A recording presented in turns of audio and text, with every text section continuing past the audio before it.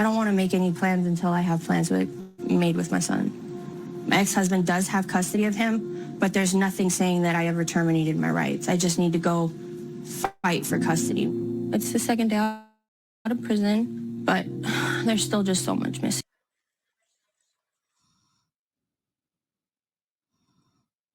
What up, party people? I'm Erika, and today we are talking Love During Lockup, season 5, episode 28, The Morning After. All right, you guys, this was an okay episode, so let's get into it. Let's do this, party people. I want a happy ending and tired of pretending. You let them get the best of me. Whoa, whoa, whoa. Give me a break. The game is survival. Give me a break and play my arrival. Give me a break.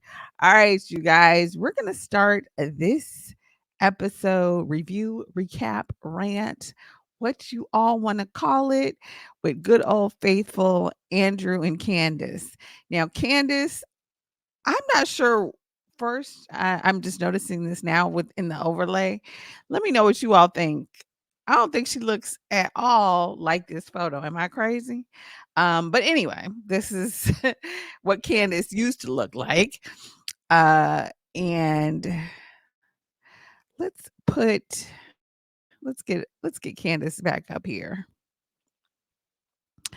All right. So basically, she's moved into the apartment. She's seen her truck, and she's kind of trying to let Andrew down easy. Is it easy, y'all? Or is it rough? I think it's kind of rough. Andrew, I don't know, babe. She's doing all the crazy things. Let's see. Now, let me get it down. Let's see. Here we go. Let's take another look. And I feel bad because you've done so much for me, and I know you love me so much. But the one thing I want most in my life is my son. I don't care about the... Okay, Andrew, that means she wants the stuff that you are bringing her, but she don't want you, boo. Andrew, she's sending off right here red flags. Red flags, okay? She's pouring on the waterworks, she's crying, but at the end of the day, sir, here we go. This is it right here in a nutshell.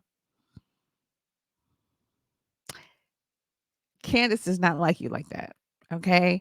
She literally says in this episode that she can't wait until he leaves so she can have the freedom to do what she wants to do. Oh, y'all, let me show you this. Let's put these pictures up here. All right. So when they go to bed, I'm gonna make myself a little bit bigger. When they go to bed, I'll hide them for a minute. She does let him give her a kiss on the cheek or whatever. She's like, "Well, you can sleep here, but I don't want, she's had all this trauma and she doesn't want him touching her." Like, dude, learn something. She don't like you, Andrew, and you need to learn it before you spend any more money. She likes the dollar. She likes you supporting her. And then right here, let me make this bigger so you all can see. Let me make this bigger. This is how she was looking when they asked her, "Are you attracted to him?" If she does not look nauseous in this picture, that really that just says it all. Like, she just yeah, she really does not like you, Andrew. That's really all there is to say about it. Basically, she spent this episode sort of explaining to him why he ain't never gonna get none. But he can continue to spend his money, then till it's time for him to go. All right, moving right along. Let's move on to the next couple. Let's talk a little bit about Mike and Joey. So Joey, this scene was so sad.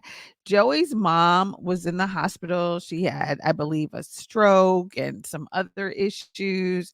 And of course, obviously, Michael's in prison, so he can't be there to kind of be supportive. Although he was, I guess, emotionally supportive via video chat or the phone. So Joey has started to pull back. He goes to visit his friend Nancy, as you can see here, and he's having pizza with her. And he's having pizza with Nancy. Let's make this a little bigger. He's having pizza with Nancy and kind of discussing sort of the issues of dating a prison inmate, especially since um, Michael is going to be up for parole. So hopefully he gets it, but if he doesn't get it, he'll be facing an additional 6 years. And basically, Joey is not sure he can really take that. So he's kind of really contemplating the whole thing. He's going to have to, his real concern is that he's going to have to work with Michael's mother to make sure that when Michael gets out, he's going to be good.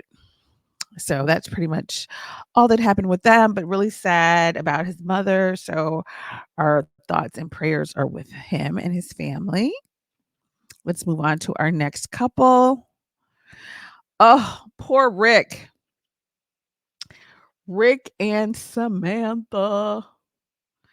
Let's pull them up. Okay, so in this episode, Rick is heading to Idaho to see his boo Samantha. He has popped the question to her. I think he did a song or something. Of course, she accepted because she loves him and she needs sponsors. So he's heading there and she gives him this huge long list of things to buy. Just like a whole bunch of crazy stuff. So when he gets to so he catches a flight to Idaho. And honestly, I was surprised that he proposed because last episode and even this episode, he was looking, dare I say, he too was looking constipated every time she was calling him and sweating him about getting engaged. But he's all in. So he goes to Idaho.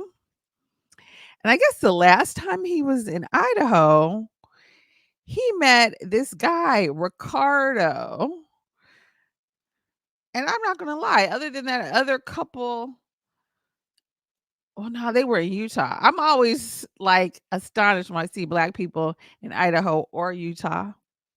That's, but I'm glad they have black people there. So he met this Uber driver, I guess the last time he was there. And so now they're like friends. And this Uber driver is like riding him around and giving him advice. So the Uber driver is like, oh, yes, get her ring from the pawn shop. So he goes to the pawn shop and buys her like a $95 ring because she can't have too much bling in prison. And then they go, here is when they go to the vitamin shop. So I guess she gonna come out.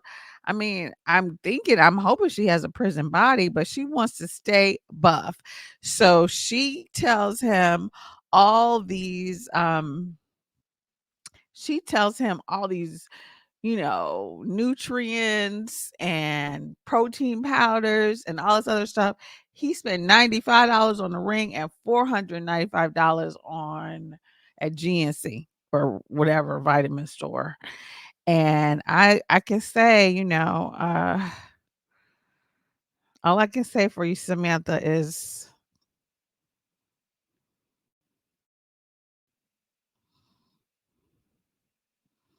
it's hard out there for a pimp girl. I know you trying to stay in shape, you trying to stay buff.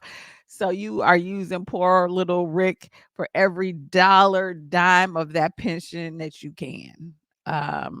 So good luck to her. If you're still here, please like, comment, and subscribe. We're trying to get to 500 subscribers. And that way we can do more lives instead of pre-recorded, because I want to engage with you guys live. But yeah. So pretty much in this episode, we just see Rick and Samantha shopping. Or I should not say Rick and Samantha. Rick and his friend Ricardo shopping, and his Ricardo looking at him like, she must be trying to sell these protein powders in prison. Why would she need so much? And she's hustling you. She's a hustler, baby.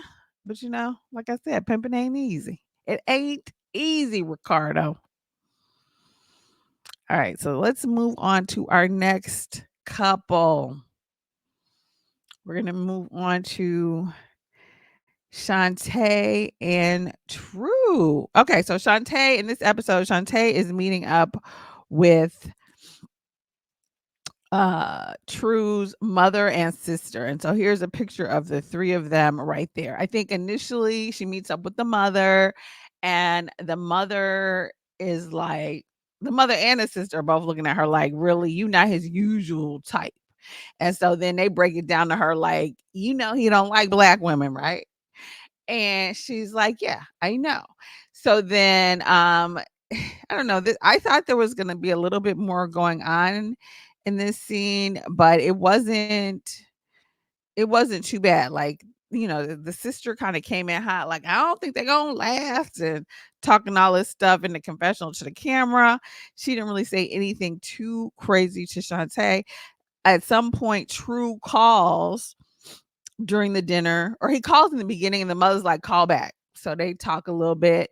And so the mother and the sister are both like, why haven't you been up there for 2 years?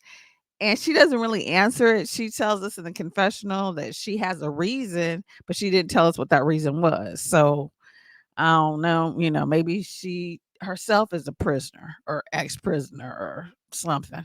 But who knows? But she hasn't told us yet why she hasn't gone up there to visit.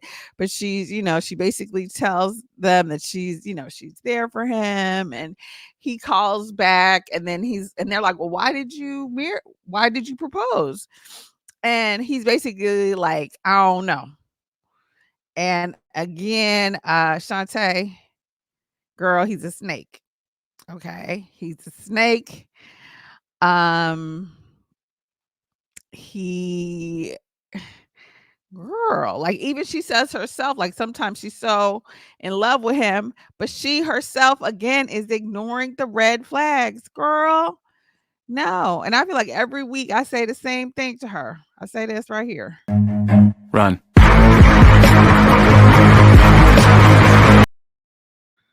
Girl, let that ninja go. Let him go. Let him go. Just, girl, moonwalk your behind out of there. So I think True is like straight scamming. I think he is straight going to scam her. And I think she kind of knows it, but she's like, oh, I'm in love with him. Like every episode, she's like, I'm in love, but something's telling me to run. Something's telling me there's red flags. Something's telling me he's lying. You know, and for some reason, she knows in her heart. She knows in her heart what he is. She knows the real deal. She knows that she needs to do this. Abandon that ship, girl. Get up out of there. Because basically, I think I'm trying to find my favorite meme of him. Let's see. Girl, get out of there. Just get out. Get out, Shantae. Because he means you no good, girly. None whatsoever. All right. So, again, if you're still here, subscribe. According to John Stamos, let's get up to 500 subscribers. That would be nice. Oh, this is what I was looking for. This is true right here.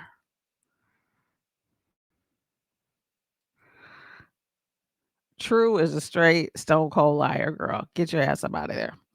The last couple we're going to talk about is Ayonna and Jamahl. Basically, this is the end of Ayonna's visit to prison. She comes out, she's crying and she's hysterical because she herself is getting ready to go be locked up for like 2 or 3 weeks.